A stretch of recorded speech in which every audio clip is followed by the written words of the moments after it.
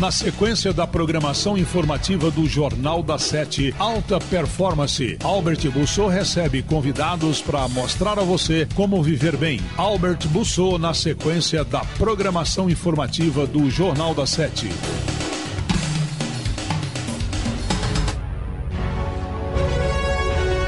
A partir de agora, programa Alta Performance. Programa Alta Performance. Esporte, lazer e cultura, tornando sua vida muito mais eficiente e agradável. Mente, corpo, saúde, realização. Apresentação, Albert, Davi e Hélio.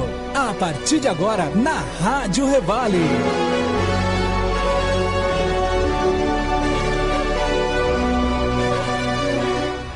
Bom dia, queridos amigos e amigas, ouvintes da Revale, Rádio Estadão do Vale. Está no ar mais um programa Alta Performance, esporte com lazer e cultura, tornando a sua vida muito mais eficiente e agradável. Programa que vai ao ar para você todas as terças-feiras, das 9 às 10 horas da manhã, trazendo sempre informação de primeiríssima qualidade, assuntos que você quer saber para aquilo que você tem de mais precioso, que é a sua vida, e o que cada um de nós pode fazer para viver melhor. Agora são 9 horas e 5 minutos, você está na Revale, programa Alta Performance. Eu, Albert Busso, juntamente com Davi Souza Lima e o Dr. Hélio Souza Lima, trazemos para você um tema hoje super atual e muito polêmico, e também da maior importância para todos nós brasileiros, que é o direito penal e a maioridade penal. Para falar desse assunto, temos o prazer de ter conosco hoje o professor Frediano José Momesso Teodoro. O professor Frediano é doutorando e mestre em Direito Penal pela PUC São Paulo, especialista em Direito Penal Econômico pela Universidade de Castilla-La Mancha, na Espanha. Autor da obra Direito Penal Avançado e professor de Direito Penal na Univap São José dos Campos e muito mais. Já já ele conversará com a gente.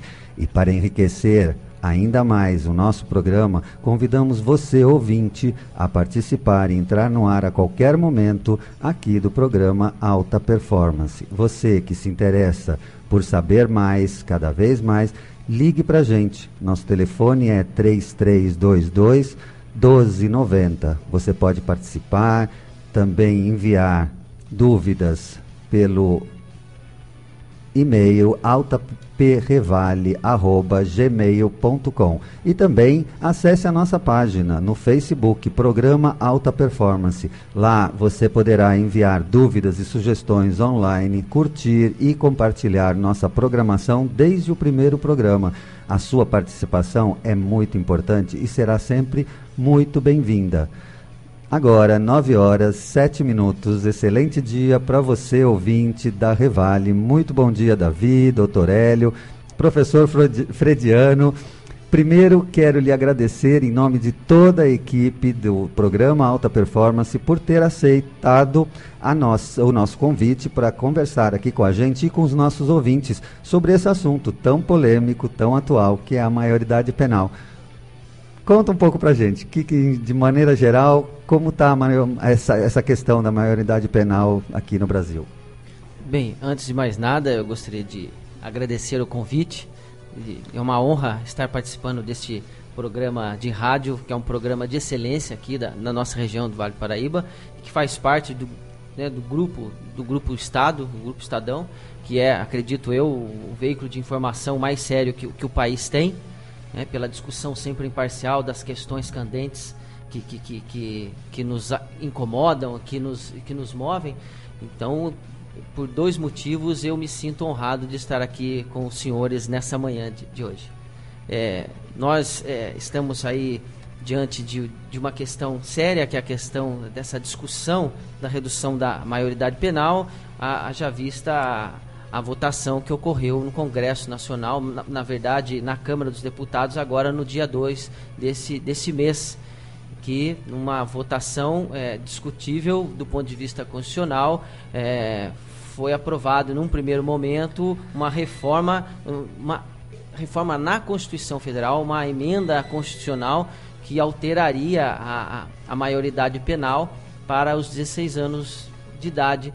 E nós temos, evidentemente, as pessoas sabem, hoje em dia a Constituição Federal Brasileira define a maioridade penal a partir dos 18 anos. Isso é um reflexo de uma convenção internacional, a Convenção Internacional dos Direitos da Criança, que o Brasil é signatário desde o final da década de 80, que reconhece, né, o Brasil reconhece como a idade para responsabilização penal a idade de 18 anos. É um critério cronológico de 18 anos, é um critério reconhecido internacionalmente, porque não é o Brasil, certamente o Brasil não é o único, mas um dos muitos países que assinaram esse tratado internacional, reconhecendo a maioridade penal a partir dos 18 anos, e isso foi inserido na nossa Constituição Federal de 1988, de forma a ser reconhecido como um direito fundamental, um dos direitos humanos consagrados, e que, por esse motivo, precisa ser protegido pelo seu caráter absoluto, né? Pelo seu caráter de intocável que é. Professor, agradecendo novamente a sua presença aqui.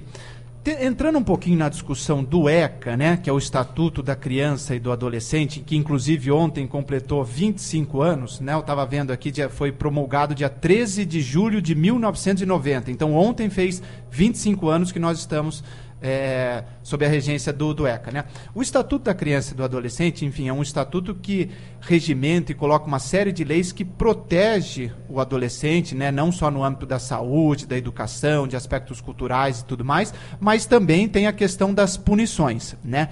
O estatuto tem 267 artigos, né? Então não é um estatuto pequeno, regimentando tudo isso. O que acontece que, assim, é um estatuto que na prática, ele não funciona? Bem, infelizmente, nós percebemos que quando se trata de consagração, de reconhecimento dos direitos e garantias fundamentais, nós vemos que no Brasil ainda há uma grande resistência, até por parte do esclarecimento das pessoas, mas principalmente o Estado ele é muito negligente no que diz respeito a essa consagração dos direitos e garantias fundamentais.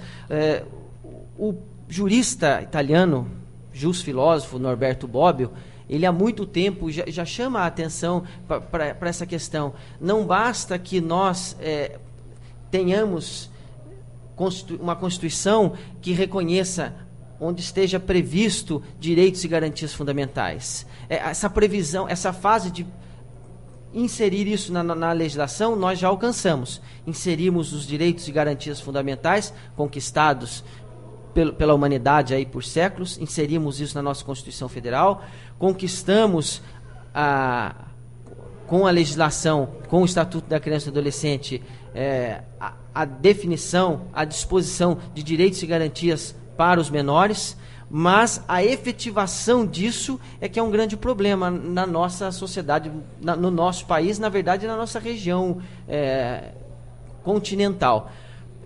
Porque, infelizmente, o Estatuto da Criança e do Adolescente, ele, desde 1990, ou seja, há 25 anos, ele vem consagrando os direitos do menor, o direito da criança e do adolescente, o direito à educação de qualidade, o direito à saúde, direito ao saneamento básico, direito ao acesso à cultura, ao acesso ao lazer. Só que o Estado vem negligenciando isso aos menores.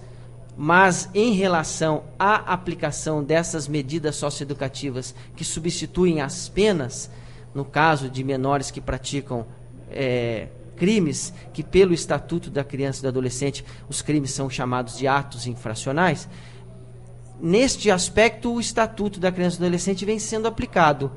Ele só funciona, ele só se efetiva com a aplicação dessas medidas socioeducativas, de internação, de semiliberdade, liberdade assistida, mas infelizmente isso torna difícil aferirmos o grau de sucesso que esse Estatuto da Criança e do Adolescente alcançou nesses 25 anos, justamente pelo fato dele não ter sido aplicado na sua inteireza aos menores no país. Professor, eu estava perguntando isso porque o que acontece? Aqui no Brasil, e eu estou tentando fazer uma discussão, acho que a nossa discussão vamos tentar ver os dois pontos da moeda, né? No sentido de ver os prós e os contras. Mas o que eu estava raciocinando aqui era assim, o Estatuto da Criança e do Adolescente, se a gente parar para pensar, é um estatuto bem completo, que, enfim, coloca uma série de coisas, que se estivesse funcionando, possivelmente, não que acabariam os crimes no Brasil por menores, não, mas possivelmente seriam muito menores a incidência, né? Se a gente estivesse dando educação, saúde, lazer, enfim, para as nossas crianças e para os adolescentes, a tendência seria isso ser menor. Porque às vezes passa a impressão de que no Brasil tudo se resolve por lei. Não, vamos fazer tal lei que resolve o problema, né? Então parece que às vezes a questão da maioridade penal é vamos diminuir que vai resolver. Mas a gente percebe que grande parte das leis do Brasil acabam não funcionando na prática, e aquela história de que essa lei não pegou, né? Então é uma discussão que, enfim, a gente vai avançar na questão da maioridade, mas é uma questão que talvez a sociedade precisaria de discutir mais. Sim, sem dúvida. E acredito que a importância primordial desse tipo de debate que nós estamos tendo é justamente tentar alimentar esse esclarecimento em relação à potencialidade do significado dos direitos e garantias fundamentais, dos chamados direitos humanos. As pessoas precisam reconhecer o valor que isso tem, o valor que tem a conquista de uma Constituição Federal, o valor que tem a assinatura de um tratado internacional de proteção dos direitos humanos, só que não adianta reconhecer isso. Nós temos que reconhecer que esses direitos são nossos direitos e são direitos do outro.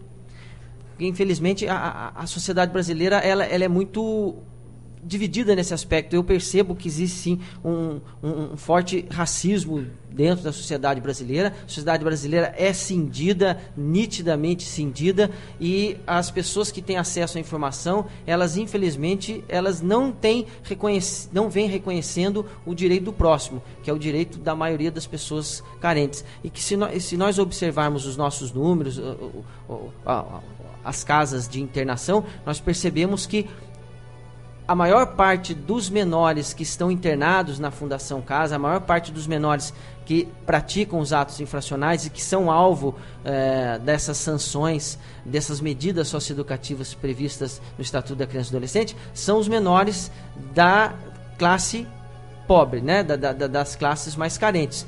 E então nós percebemos que muitas pessoas discutem isso com uma certa indiferença, uma certa negligência, justamente porque não estão sentindo isso na pele, porque essa resposta vai refletir na vida do menor carente, não na vida do menor que tem uma condição privilegiada na sociedade.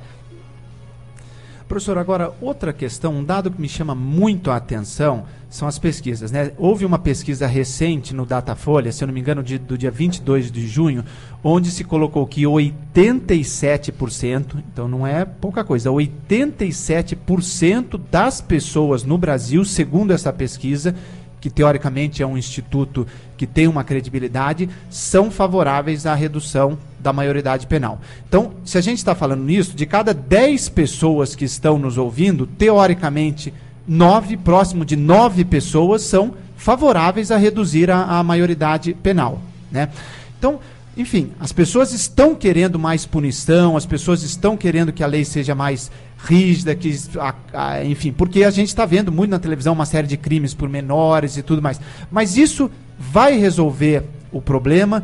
Como é que o senhor vê isso?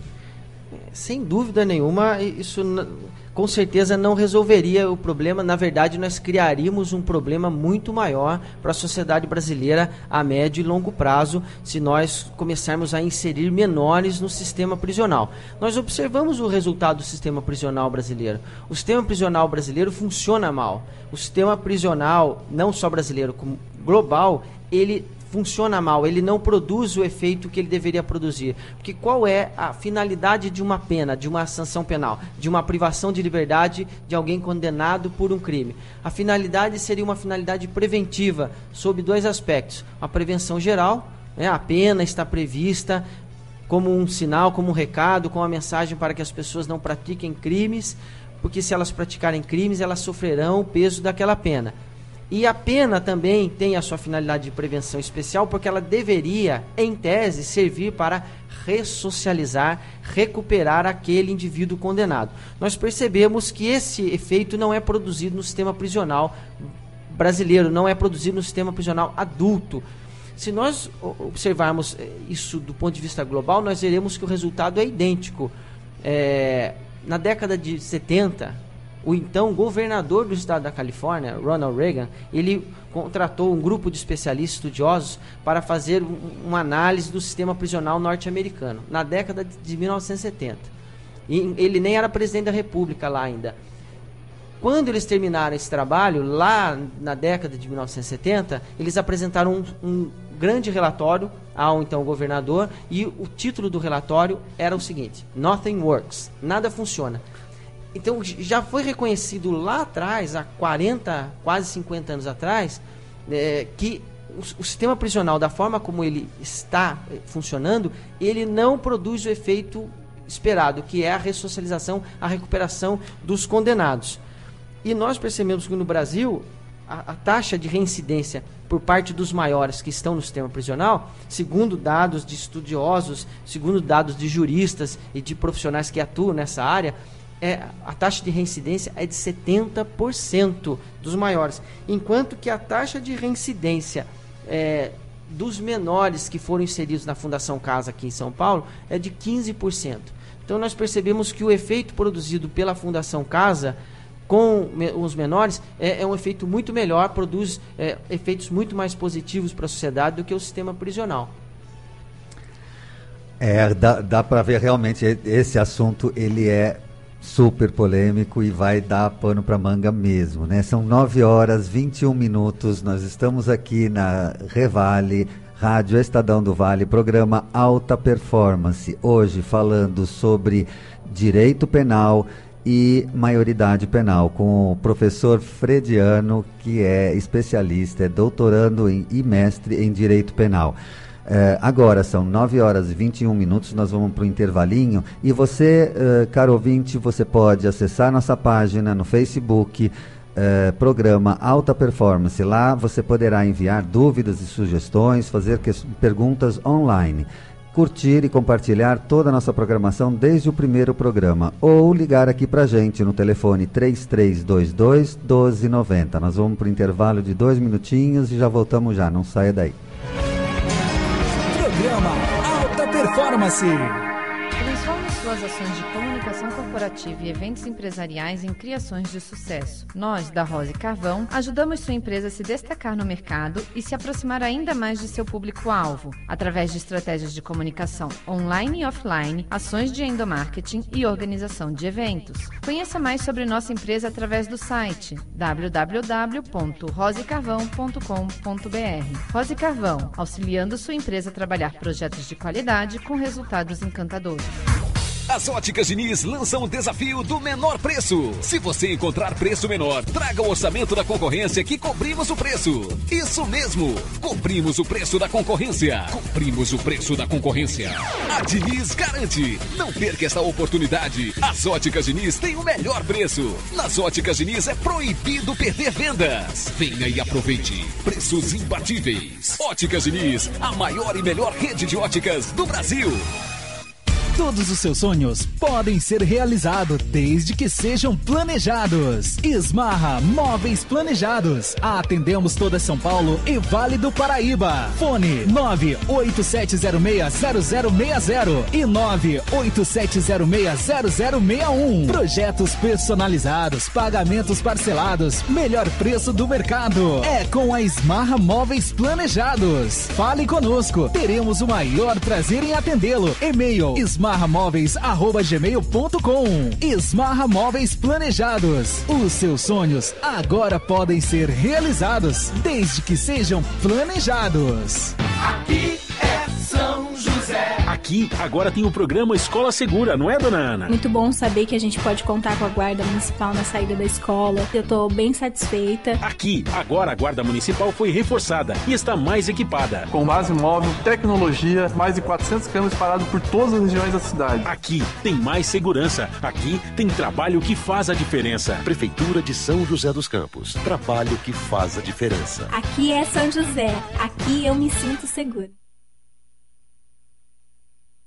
Transforme suas ações de comunicação corporativa e eventos empresariais em criações de sucesso. Nós, da Rose Carvão, ajudamos sua empresa a se destacar no mercado e se aproximar ainda mais de seu público-alvo, através de estratégias de comunicação online e offline, ações de endomarketing e organização de eventos. Conheça mais sobre nossa empresa através do site www.rosecarvão.com.br. Rose Carvão, auxiliando sua empresa a trabalhar projetos de qualidade com resultados encantadores. Esportes, lazer e cultura é no programa Alta Performance.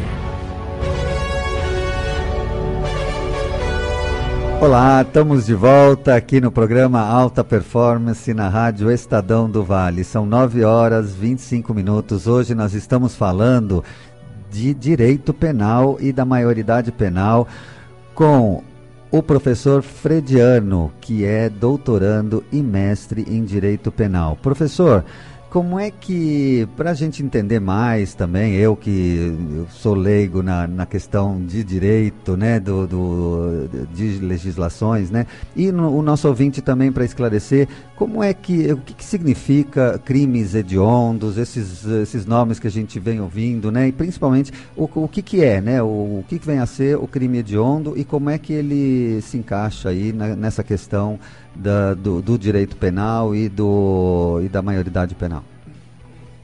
Isso é importante ser discutido. Discutimos o significado exato da expressão crimes hediondos, porque a discussão que está ocorrendo no Congresso Nacional nesse momento, ela diz respeito a uma reforma na Constituição Federal que alcance a prática de crimes hediondos praticados por pessoas com 16 anos ou mais. Temos que identificar o seguinte: houve uma proposta de reforma da Constituição Federal, que é a nossa carta política, o documento mais importante que nós temos no país, uma reforma para a redução da maioridade penal dos 18 aos 16 anos. Essa primeira votação parece que não obteve sucesso, e aí discutiu-se uma redução da maioridade penal apenas no caso dos crimes hediondos praticados por pessoas com mais de 16 anos de idade e menor de 18 anos de idade. Ou seja, haveria sim uma redução da maioridade penal na prática de crimes hediondos. Os crimes hediondos, essa expressão crimes hediondos, ela sempre foi utilizada, mas a partir de 1990, quando nós criamos uma lei chamada da Lei dos Crimes Hediondos, nós definimos um rol, uma lista de crimes que passaram a ser considerados hediondos, que são os crimes, principalmente os crimes violentos. Crime de homicídio praticado por grupos de extermínio, crime de extorsão mediante sequestro com a morte do refém, os crimes de estupro, crimes de extorsão com resultado morte, crime de latrocínio, que é o roubo seguido de morte, entre outros crimes, como crime de epidemia com resultado de morte. Mas com o passar dos anos, essa lei foi sofrendo reformas, e aí foi inserido como crime hediondo, depois da morte daquela atriz, Daniela Pérez, foi inserido nessa lei de crimes hediondos o crime de homicídio qualificado, que é o crime de homicídio praticado com requintes de crueldade, que é o crime de homicídio praticado sem chance de defesa da vítima. Então, e com o passar do tempo também foi inserido na lei de crimes hediondos o crime de falsificação de medicamentos. Então hoje nós temos aí uma lista de em torno de 11 crimes chamados de crimes hediondos no Brasil. Esses crimes hediondos, no caso o latrocínio, o homicídio qualificado, a extorsão mediante sequestro com a morte da vítima sequestrada, são os crimes que mais incomodam a sociedade, porque são os crimes que evidentemente trazem a sensação de insegurança maior. E como os telejornais, eles vêm sistematicamente exibindo notícias de condutas como estas descritas praticadas por menores, vem se discutindo a necessidade de uma reforma penal, de uma reforma na legislação para se punir com mais rigor o menor que pratica um desses crimes gravíssimos que são chamados juridicamente de crimes hediondos. Mas me parece que a proposta de uma reforma constitucional, de uma alteração de um direito fundamental, me parece equivocada, e não é uma opinião minha, essa é uma opinião da maioria dos juristas e penalistas estudiosos do assunto brasileiros que estão discutindo isso atualmente. Da mesma forma, não é a posição do governo federal, ele é contra essa reforma na emenda constitucional, assim como o governador Geraldo Alckmin e a sua política sua política criminal, sua política de segurança pública também, que vem agindo de forma contrária a essa posição da reforma à Constituição Federal. Então me parece que mexer na Constituição Federal, mexer em um direito fundamental conquistado depois de muita luta, me parece um grande equívoco e um risco muito sério de engrossar o número de presos com os jovens maiores de 16 anos. A mim me parece, e não é uma opinião minha, é uma opinião de outros especialistas, que a proposta apresentada pelo governador Geraldo Alckmin, defendida pelo seu secretário da Segurança Pública, me parece a proposta mais sensata nesse momento, que seria não uma reforma na Constituição Federal, deixaria a Constituição Federal como ela está, reconhecendo a idade de 18 anos como a idade definida para a responsabilidade penal das pessoas. A proposta de reforma do governador Geraldo Alckmin é a reforma de uma alteração num texto do próprio Estatuto da Criança e do Adolescente, que hoje prevê como tempo máximo de internação de um menor infrator o tempo de 3 anos. Então, um menor infrator, ele poderia ficar internado, ou seja, privado da sua liberdade, por no máximo 3 anos. A proposta da reforma do governador Geraldo Alckmin é que esse dispositivo legal do Estatuto seja alterado e que a internação seja ampliada, o seu tempo máximo seja ampliado de 3 para 8 anos. Assim, um menor infrator que pratique um crime gravíssimo, como um crime hediondo, ele poderia ficar internado por um tempo de até 8 anos. As pessoas podem acreditar, poxa, mas 8 anos me parece um pouco tempo para um crime tão grave. O que nós não podemos discutir e nem podemos nos furtar de discutir é justamente essa condição de menor, a condição da pessoa menor de 18 anos, que segundo os especialistas, eu estou aqui cercado desses especialistas, psicólogos e psiquiatras, que reconhecem que a pessoa menor de 18 anos, ela tem sim um desenvolvimento mental incompleto. A presidente da Fundação Casa, aqui do Estado de São Paulo, ela chama atenção para isso. Lembrando que o Estatuto da Criança e do Adolescente, ele foi construído com base num critério fundamental, que é o critério da brevidade das medidas socioeducativas. Então, uma medida socioeducativa, no caso, um castigo aplicado pelo Estado ao menor infrator, tem que ser o mais breve possível. Por quê? Porque o adolescente, ele está numa fase de transformação, de construção mental, de transformação mental psicológica, que os senhores certamente sabem dizer melhor do que eu. E justamente por ser uma fase de transição muito rápida, evidentemente uma resposta penal muito longa, ela seria inadequada para esse jovem. Por isso que o Estatuto da Criança e do Adolescente trabalha com a brevidade das medidas socioeducativas e com a brevidade da internação.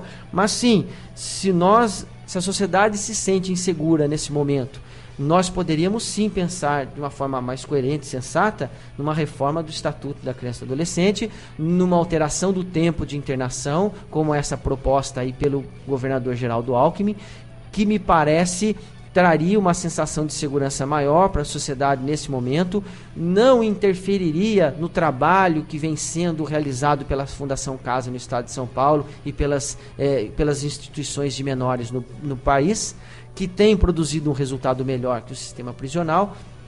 Então, a mim me parece que as pessoas, elas precisam, a partir de agora, prestar atenção um pouco mais de carinho nessas outras propostas de reforma legislativa e esquecer essa ideia ou reconhecer o equívoco dessa ideia de reforma constitucional. Professor, só acrescentando, essa questão do desenvolvimento mental é uma questão muito complexa e assim, difícil às vezes até da gente discutir, porque, claro, o público que está ouvindo a gente fala assim, mas espera aí, uma pessoa com 16 anos não tem a capacidade de entender o que estava fazendo quando cometeu aquele crime? Tem muitos menores com 16 anos que têm capacidade, sim, de entender o que estavam fazendo e a ilicitude daquele ato. Mas eu acho que a questão tem que ser mais ampla no sentido de que, será que punir esse menor com 16, 17 anos, isso vai resolver o problema de... colocando ele numa cadeia comum, isso vai resolver o problema? Porque a população, como a gente disse, né, a gente tem que tomar cuidado, porque 90% da população quer que reduza a maioridade penal. Então, se a gente avançar nessa discussão que a gente está conversando aqui em relação ao ECA, né, de dar saúde, da educação, tentar não chegar a isso, fica. Porque uma coisa que me chamou muito a atenção foi a questão do crime que foi cometido no Piauí há um mês atrás, não sei quanto tempo atrás, onde 4 menores de 15 ou 16 anos estupraram também uma menor ou outras, e uma criança acabou morrendo, né, de 14 ou 15 anos, uma menina acabou morrendo, e aí está tendo uma revolta muito grande no Piauí. Essa discussão foi para pro lado, enfim, uma discussão nacional de que, peraí, eles têm 16 anos e eles estupraram, mataram e não vão ser punidos, né? Eles podem ser punidos pelo ECA, então tem essa proposta que o senhor falou em relação à discussão que está tendo aqui no Estado de São Paulo e no Brasil, mas como é que fica essa discussão mais ampla, né? De que a punição resolve, mas vai colocar junto com o preso comum, como é que fica isso, né? Bem, isso, os fatos, eles revelam essa verdade. Os fatos nos revelam essa verdade, porque se nós começarmos a inserir jovens de 16 anos no sistema prisional, o que nós estaremos criando é uma legião de criminosos, porque no Brasil não existe nenhuma pena de prisão perpétua. Toda a pena é por tempo determinado.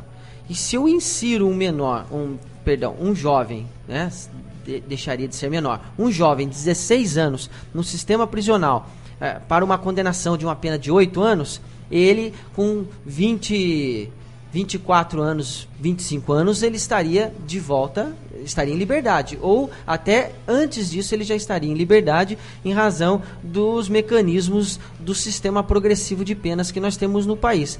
Isso certamente tornaria a vida mais perigosa, porque nós estaríamos, na verdade, criando essa legião de criminosos mais jovem, mais cedo. E o senhor falou, né, da questão da questão psicológica, né, da questão mental do adolescente. E o que o senhor está falando agora é algo assim de extrema importância, no sentido de que no lugar do adolescente estar sendo educado, estar sendo formado por instituições de educação, ele passaria a ficar num sistema prisional que é uma grande escola de crime, né? Quer dizer, toda a formação que ele deveria ter em termos de educação positiva, ele passa a formar a educação dele dentro desse sistema prisional. Não, e um dado importante é que quem vai para a prisão no Brasil, pelos dados aí, 70% voltam a reincidir. Então, de cada 10, 7 saem e vão cometer crime de novo. Sim, esses são os dados mostrados pelo próprio governo do Estado de São Paulo. Se nós percebermos, qual era a finalidade da pena de prisão para os maiores? A pena é a ressocialização, a reeducação, transformar essa pessoa para que ela volte uma pessoa melhor para a sociedade.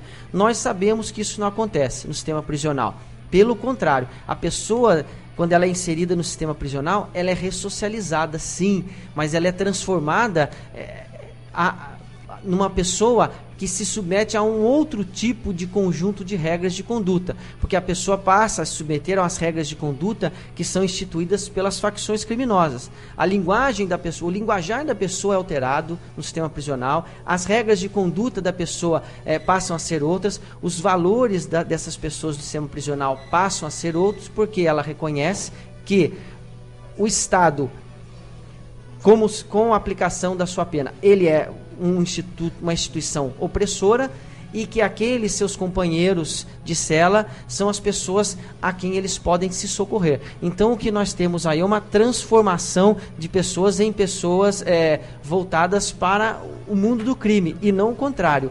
E na Fundação Casa nós observamos que o resultado produzido é o resultado inverso. As pessoas são submetidas a um tratamento psicológico, a uma educação de melhor qualidade que do sistema prisional. Então, as chances de recuperação, sem dúvida, são melhores e maiores. Professor, só interrompendo um pouquinho, tem alguém na linha? Alô? Bom dia. Bom dia, quem é? Eu sou Iracema, aqui do Jardim Irá. Iracema, bom dia. Prazer em ter você no ar aqui conosco. Imagina, o prazer é meu e agradeço o pequeno espaço. A discussão é sempre a mesma, né? Então porque o Estado não dá, porque não tem lugar de pôr, porque não tem isso, porque não tem aquilo. Quando nós fizemos uma discussão quanto ao ECA que foi na casa do médico, apenas 2 pessoas, eu e a doutora Juliana, que na época era da Delegacia da Mulher, que a gente não podia nivelar. Porque tem aquele que nasce com a índole da maldade e tem aquele que comete, né? Então eu acho que não dá para dizer, os jovens, os inocentes. Eu não sou favorável que coloque junto com os marginais já lá escolados, não. Mas esse negócio de ficar, porque precisa dar educação, mas não tem educação. Precisa dar saúde, mas não tem saúde.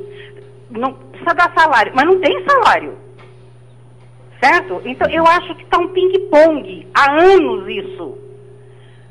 Assim, conheço, não aqui em Guarulhos, um jovem, como é chamado, né?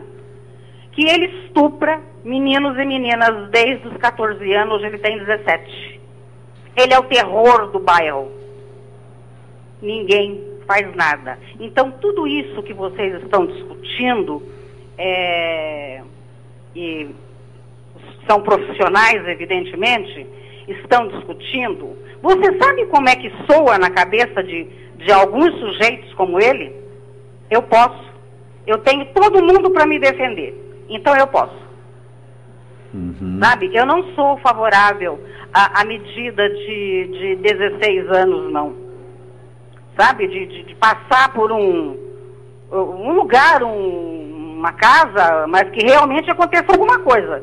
Que realmente ensine. Não que bote lá um videogame para ele deitar e 6 refeições por dia e para ele jogar futebol, porque está dizendo para ele, olha, meu caro, você pode fazer o que você quiser. Iracema. Então, eu agradeço o espaço e acho que essa discussão, olha, já tem que mudar de rumo há uns 15 anos. Obrigado. Obrigado, Iracema. Muito prazer em ter você no ar e bom dia para você. Concordo com a senhora Iracema nesse ponto que ela tocou.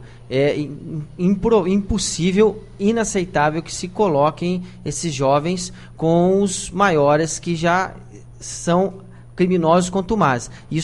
Essa preocupação nós temos que ter. Por isso que eu digo que a proposta do governador Geraldo Alckmin, proposta de reforma de lei, é a mais sensata.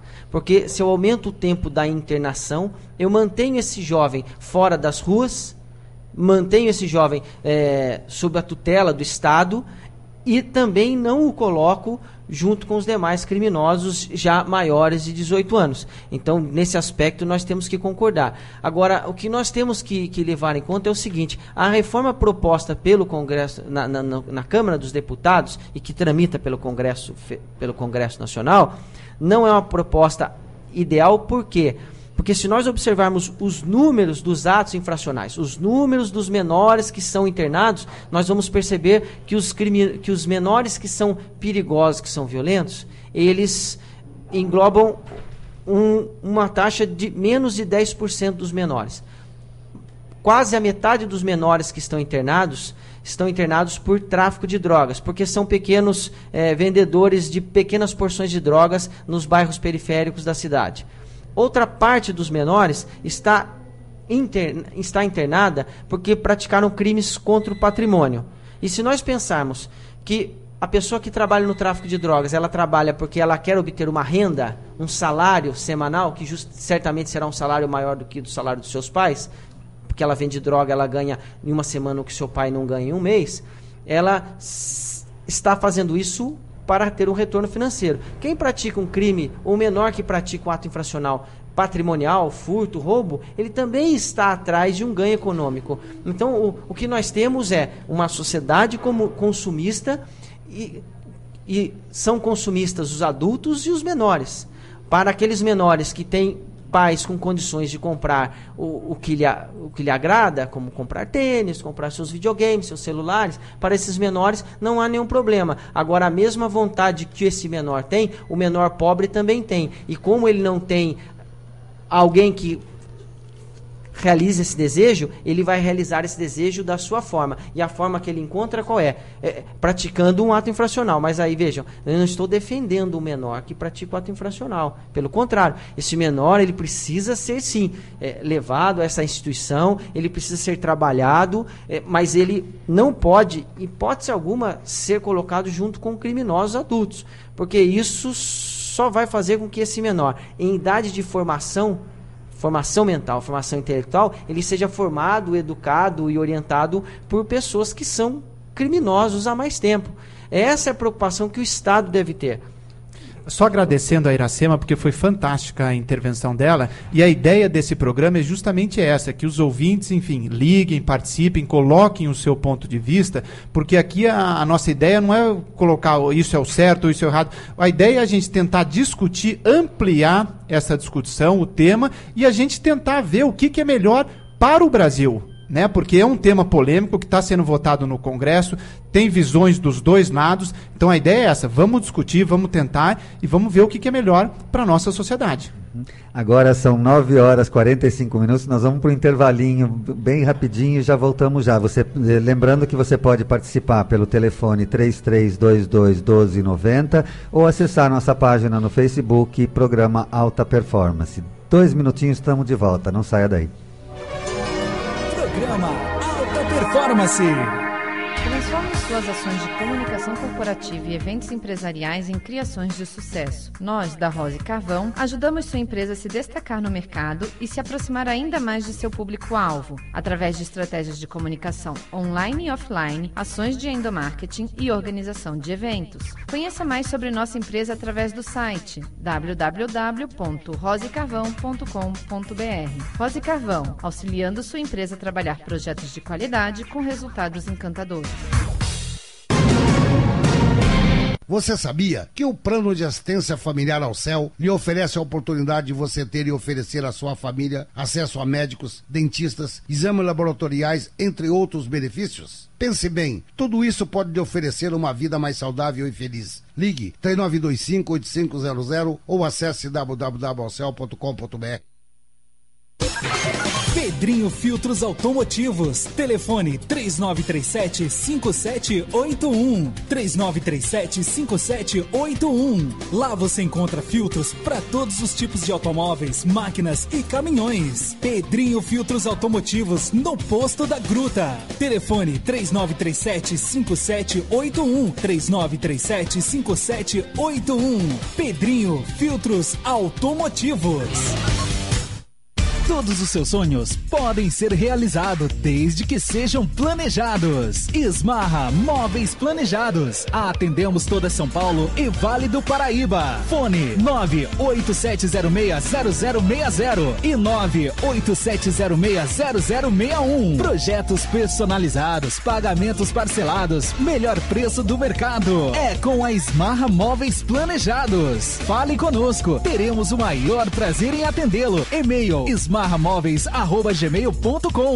Esmarra Móveis Planejados. Os seus sonhos agora podem ser realizados, desde que sejam planejados. Aqui é São José. Aqui Aqui, agora tem novas tecnologias para facilitar a vida das pessoas, não é, Gustavo? Economiza tempo porque você tem melhor informação na hora que você precisa. E com o Mobile 156 é possível solicitar serviços e informações e dar sugestões à prefeitura. Aplicativo bem fácil de utilizar, novo contato ainda entre a população e a prefeitura. Aqui tem mais tecnologia, aqui tem trabalho que faz a diferença. Prefeitura de São José dos Campos, trabalho que faz a diferença. Aqui é São José e eu estou conectado com a minha cidade. Esportes, lazer e cultura é no programa Alta Performance.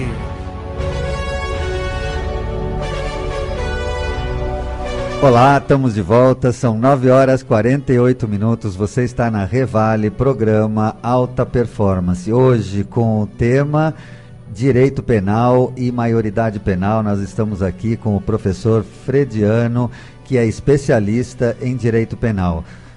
E você também pode participar ligando para a gente no telefone 3322-1290 ou acessar a nossa página no Facebook, Programa Alta Performance. Doutor Hélio, o senhor tem uma pergunta aí bastante bacana aí, vamos lá. Professor, estou muito satisfeito com tudo que está acontecendo, do jeito que o senhor está conduzindo, excelente. Agora, eu diria o seguinte, qualquer um de nós ou uma instituição que tenha um problema, é claro que ela quer a solução desse problema. Mas nós já estamos vendo que qualquer que seja a solução que venha a ser apresentada pelo Congresso, essa solução não vai dar resultados, porque todas as estatísticas têm mostrado que a recuperação dos nossos presos não são satisfatórias. Nós temos visto isso.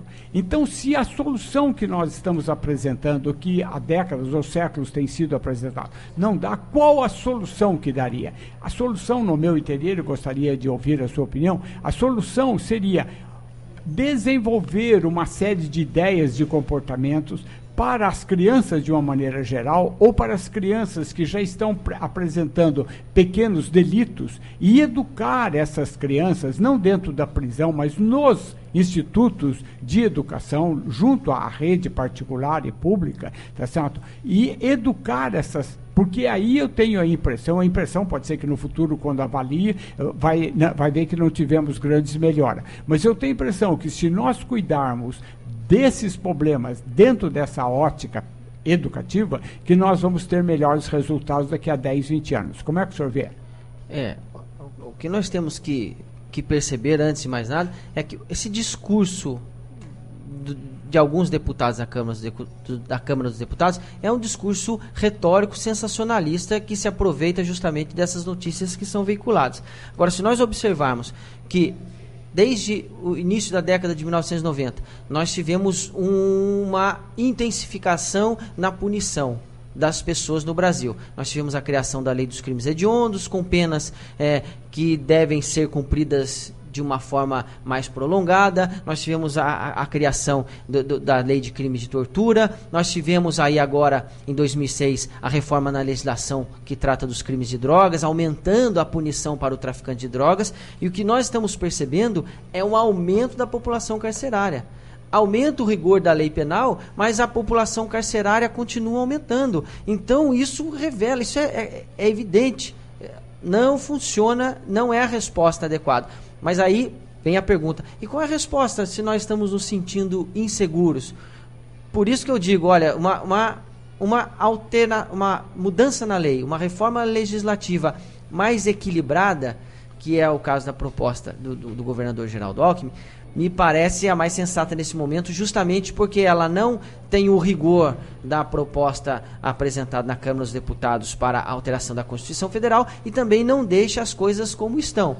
Então, me parece que neste momento, essa alteração equilibrada seria a melhor resposta. Agora, não adianta nada nós alterarmos a forma de punir o menor se nós não mudamos seriamente as políticas públicas do país que alcançam os menores. O sociólogo José de Souza Martins, que é colunista do jornal Estado de São Paulo, ele vem sempre tratando desse assunto. E há um tempo atrás ele disse o seguinte no jornal, ele falou assim, não adianta querer cobrar do menor alguma coisa que a sociedade e o Estado não dá para ele. Então a sociedade não dá educação de qualidade, não dá, estou falando para os jovens, para a maioria dos jovens que são a maioria dos jovens pobres. Como o Estado não dá formação adequada para essas pessoas, o Estado e a sociedade não podem exigir depois que essa pessoa, chegando aos 16, aos 18 anos, seja uma pessoa bem formada, um cidadão formado, com a sua consciência política já esclarecida. Ele não tem isso, ele não vem sendo trabalhado para que ele tenha essa formação. Como é que nós queremos exigir dele que ele tenha esse posicionamento quando ele alcança os 17, 18 anos de idade? O que acontece, segundo o sociólogo, é que há um descompasso. Porque se permite o acesso do jovem, do menor, a armas de fogo, a drogas, ou seja, você coloca instrumentos perigosos e poderosos também fora das escolas, na mão dos menores, e você não exige dele, e você não prepara o menor para que ele reconheça o que é certo e o que é errado, o perigo disso, a importância de se afastar disso. A consequência, a consequência, justamente. A consequência de usar drogas, a consequência de estar armado, de praticar condutas estando armado. E segundo o sociólogo, nós estamos andando na contramão das mudanças sociais, porque hoje em dia percebe-se que os jovens eles têm ficado mais tempo dependentes dos seus responsáveis do que antigamente, porque antigamente, há uns 50 anos atrás, uma pessoa com 18 anos de idade já tinha força física suficiente para trabalhar, já tinha capacidade de procriar, então já podia constituir sua família. Hoje em dia, os jovens estão deixando a casa dos pais com 20 e poucos anos, 25 anos, 26 anos, ou seja, a responsabilidade dessas pessoas está sendo exigida mais tardiamente e nós estamos querendo punir com mais rigor o adolescente. E o Estado, ele não pode aplicar regras com esse descompasso. Se eu obrigo que a pessoa só tenha responsabilidade civil, responsabilidade para abrir uma empresa, responsabilidade para casar a partir dos 18 anos, responsabilidade para conduzir um veículo automotor a partir dos 18 anos, como é que eu posso permitir que esse menor vote? Eu estou dando um poder que ele não sabe usar. Estou concedendo um direito, que na verdade é um poder, para uma pessoa imatura. Então, esse descompasso precisa ser acertado. E não é punindo com mais rigor os jovens que nós resolvemos um problema da violência, porque a violência ela não está concentrada nas mãos dos jovens. Se nós observarmos os números, como foi apresentado pelo secretário de Segurança Pública, no estado de São Paulo, no ano de 2014, 1.400.000 crimes foram registrados. No estado de São Paulo, em um ano, 1.400.000 crimes. Provavelmente esse número seja fornecido pela Polícia Militar. Os menores que foram apreendidos foram em número de 40 mil. Se nós pensarmos que desses 40 mil, menos de 10% praticaram crimes violentos, então nós vamos observar que os crimes violentos, ou melhor dizendo, os atos infracionais violentos praticados por menores, é um número ínfimo diante do cenário da criminalidade do país. Então, me parece que a solução para a redução da criminalidade, para a transformação dessa sensação de insegurança da sociedade, ela deveria focar um problema mais sério, focar outro lado do problema, como, por exemplo, a questão da investigação, a questão da apuração desses crimes. É um número que já foi levantado pelo Conselho Nacional de Justiça há alguns anos atrás. No Brasil, de cada 100 homicídios, somente 8 são esclarecidos pela polícia. Isso significa que de 100 pessoas que são mortas, apenas 8 vão ter os seus crimes esclarecidos pela polícia. Mas isso não significa que isso vai acarretar a condenação do culpado depois que isso for encaminhado ao Poder Judiciário. Então, me parece que a impunidade ela começa por uma deficiência no esclarecimento dos crimes. Depois nós observamos que há uma impunidade maior, porque existe um número muito grande de crimes praticados por maiores e, por fim, nós vemos que temos um problema localizado, excepcional, que é um problema de condutas violentas praticadas por menores. E o interessante é isso, porque tentando refletir um pouco a voz da Iracema, e eu acho que muitas pessoas também pensam nesse sentido, de que a gente às vezes está escorregando aí nesse sentido, porque foi o que ela falou. Não, mas nós já temos, não tem saúde, não tem educação, não tem isso, não tem aquilo. E aí a gente ainda vai ficar protegendo o menor. Eu acho que a questão não é essa, não se está protegendo o menor. O Estatuto da Criança e do Adolescente coloca de maneira clara, né, de que existe uma punição, existe um rigor. Então, pelo que o senhor está falando, até realmente me parece que essa extensão no tempo de internação seria algo mais sensato em relação a uma mudança constitucional, que até do ponto de vista jurídico é muito mais complicada, né? Sim, nesse primeiro momento me parece a solução mais sensata, porque se nós pensarmos na reforma proposta na Câmara dos Deputados, de reduzir a maioridade penal apenas nos casos de crimes hediondos praticados por jovens com 16 anos ou mais, nós criaríamos, na verdade, um problema muito grande na aplicação disso, na prática. Porque quando isso chegasse na fase processual, por exemplo, da discussão de que se esse menor deveria ou não ser colocado junto com o maior no sistema prisional, se o processo crime dele deveria tramitar na vara criminal comum ou na vara da infância e da juventude, esse tipo de alteração parcial da legislação, ela só cria mais problemas, dificultaria ainda mais a punição do que se nós fizermos uma alteração pura e simplesmente no Estatuto da Criança e do Adolescente como ele está hoje. Professor, nós temos aí um tempinho bem apertadinho, são 9 horas e 59 minutos, mas temos uma pergunta aqui que foi colocada na nossa página do Facebook, né? A pessoa pergunta aqui, a questão assim, se for pertinente, né, e não for repetitiva, pergunta se com a redução penal, se estamos dando chance para os bandidos recrutarem crianças cada vez mais jovens, né? E se existe algum projeto de lei para promover a integração escolar das crianças que forem presas. O que eu entendo é que no lugar, na questão assim, se for aumentada a pena, né, o tempo de reclusão, no caso, né, de 3 para 8 anos, se aproveitaria-se para uma integração escolar, no caso, até no sistema prisional.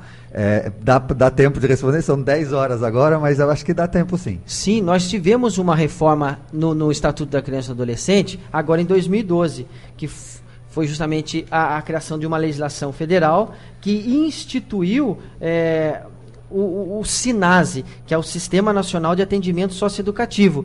E esta lei, ela prevê esse tipo de redirecionamento educacional para os menores infratores, para os menores que estão cumprindo qualquer tipo de medida socioeducativa. Então há definição legal para que esses menores tenham uma vaga garantida no SENACS, nos SENAIS. Mas né? Isso na prática funciona? É aí que está o nosso problema. Eu acredito que a grande mudança deva estar aí. A preocupação da sociedade deve se voltar primeiramente para isso, para obrigar o Estado a efetivar esses direitos e garantias e, evidentemente, descobrirmos uma solução sensata para tratarmos aqueles menores que praticaram os seus atos infracionais. Lógico, todo menor infrator que pratica um ato infracional violento, ele precisa ser tratado com mais rigor pelo Estado. Mas quando o Estado opta por colocar esse menor na Fundação Casa, ao invés de colocar no sistema prisional, não é para proteger o menor,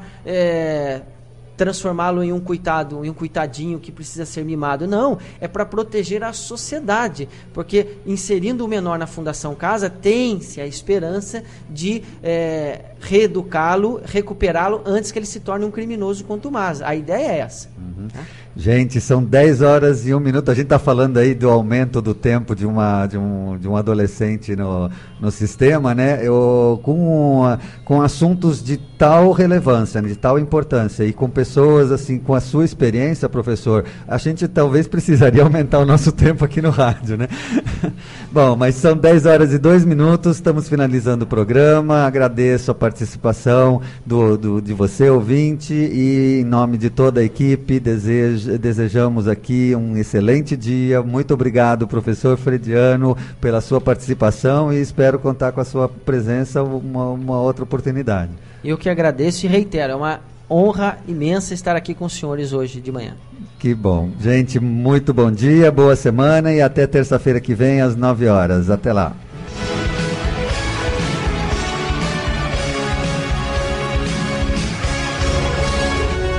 Você ouviu programa Alta Performance, esporte, lazer e cultura.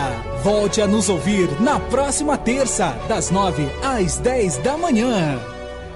Transforme suas ações de comunicação corporativa e eventos empresariais em criações de sucesso. Nós, da Rose Carvão, ajudamos sua empresa a se destacar no mercado e se aproximar ainda mais de seu público-alvo, através de estratégias de comunicação online e offline, ações de endomarketing e organização de eventos. Conheça mais sobre nossa empresa através do site www.rosecarvão.com.br. Rose Carvão, auxiliando sua empresa a trabalhar projetos de qualidade com resultados encantadores.